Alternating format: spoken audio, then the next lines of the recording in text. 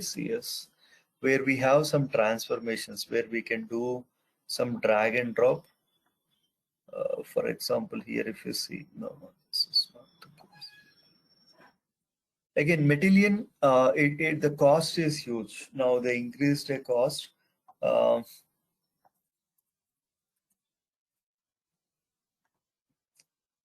That's the reason like most of the companies are not comfortable with Matillion.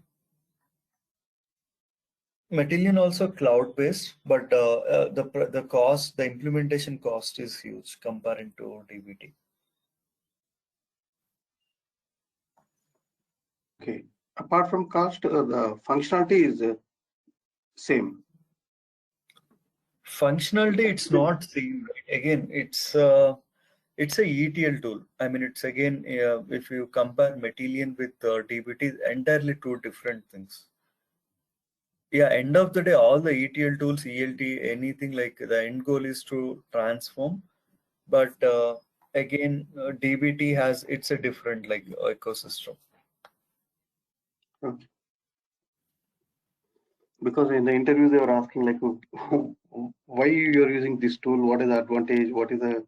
So I was asking many questions on this. Like, Yeah. I mean, the DBT advantages, again, I'll be repeating the same thing, but comparing to other, like you can, it's like, it comes with like zero cost, right? Where like I'm not paying anything, but the entire team can utilize this. For example, let's assume that we are working on this. As soon as I build this, you can work on this parallelly. You can leverage this table, and you can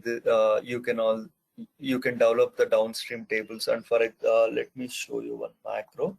See, we can build the macros. For example, the requirement is we have the different tables, the amount, and we have the invoice tables, payment tables, and again account receivables. Different tables are there. I developed this function, cents to dollars. The data is in cents. Now I need to convert this to dollars. This is like a one-time effort. I developed this function. The other database developers, they can leverage this function. They don't need to write.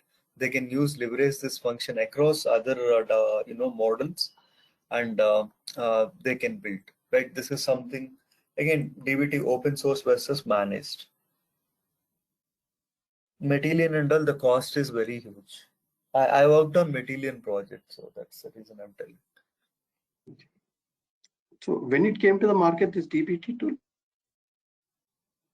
It's been like earlier, it's called Fishtown Analytics. It started in UK. With I mean, very recently, like I can say, most of the companies using maybe like 3 to 4 years, not more than that. Okay, same like Matillion, Snowflake. These all people came at the same time. Yeah, with the rise of this cloud-based tools, I mean the database, Snowflake, Google BigQuery, Redshift, Databricks, most of the companies now like they started using DBT. Okay.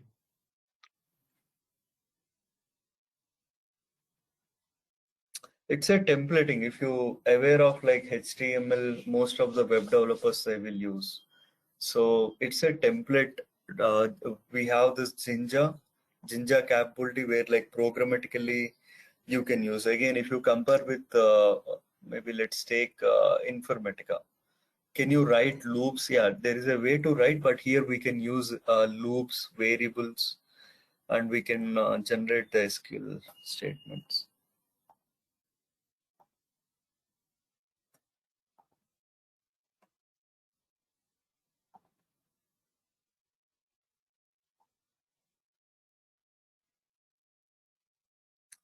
Yeah, this is a small example, guys. If you're, I mean, wondering like where the DBT will help us. If you see, I have the payment methods like credit card, coupon, bank transfer, and gift card. Now, I want to write a case statement. See, case when payment method, and you can see like I wrapped it. So if it is like if I'm writing a SQL transformations, like if I don't have a DBT and directly I want to write this transformations in Snowflake, we can do that, right? So it's end of the day, it's all we're doing is we are writing the SQL code. But if we use DBT, no need to write. For example, if I have 50 case statements, like there are like few complex transformations, right, where you have to write 10 case statements, 20, 30. But here what I'm doing is I'm putting all the my case statements in the list. Like here I have like 4, but I'm writing my case statement only once. When I compile this, right, let's see,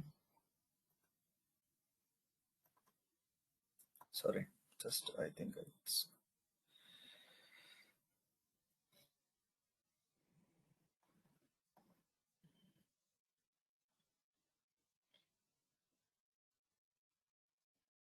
okay.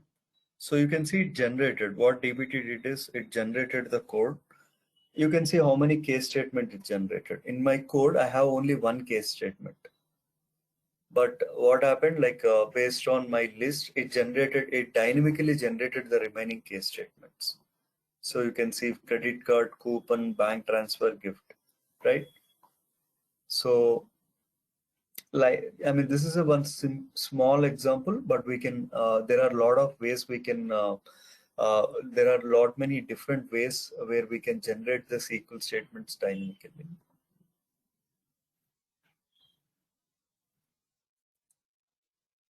Again, I don't want to confuse you more.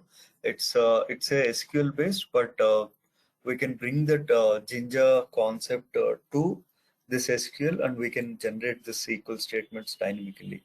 We can define variables. We can use loops. For example, if you see, I'm using the for loop here, right? And we can leverage if you are aware of Python, there are different data types, right? List, dictionary. We can bring those concepts to here, and we can build our transformations. And also one thing with DBT where it will help is there are many other concepts. For example, DBT freshness concept is there. So if any of the source table is outdated, you can configure the alerts and all.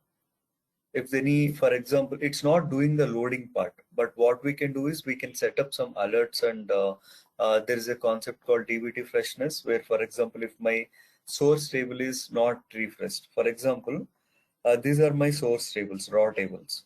If this table is not updated in last 24 hours, or like we can configure any of the time frame of our choice, then DBT will give us the alerts. Okay, this table is not refreshed.